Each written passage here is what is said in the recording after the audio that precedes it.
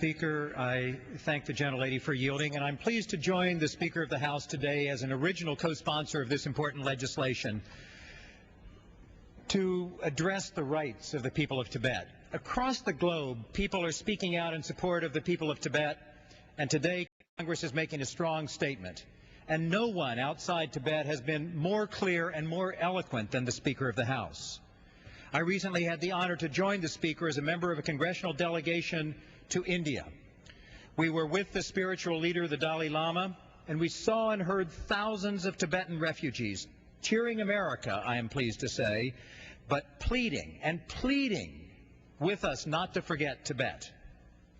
Tibet has been under the heavy hand of China for almost 5 decades, and the situation has deteriorated, with China brutally suppressing Tibetans and systematically and relentlessly eradicating Tibetan culture.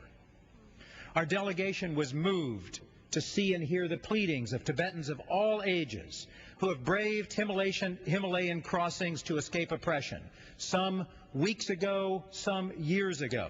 And the Dalai Lama gives them hope and calls on the world not to forget those who have fled and those who are left in Tibet.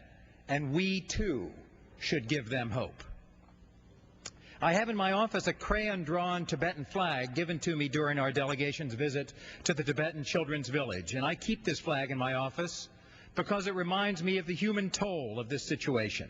Children and adults flee the villages of Tibet, cross the highest range of mountains in the world to reach the promise of a life where they can preserve their culture and have freedom.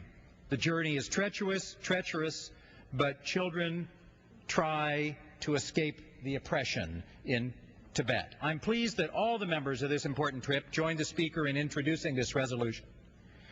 Both Democrats and Republicans agree that the Chinese government needs to end the crackdown on violent crackdown on nonviolent Tibetan protesters. Furthermore, it's long past time for the Chinese government to begin. May I ask for 30 more seconds? May I have 30? The gentleman has additional 30 seconds.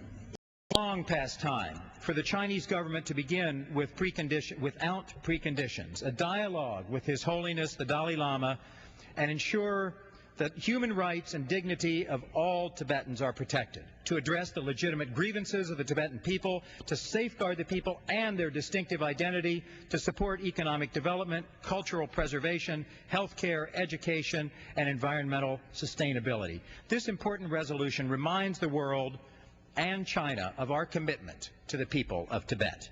And I yield back the balance of my time. The gentleman from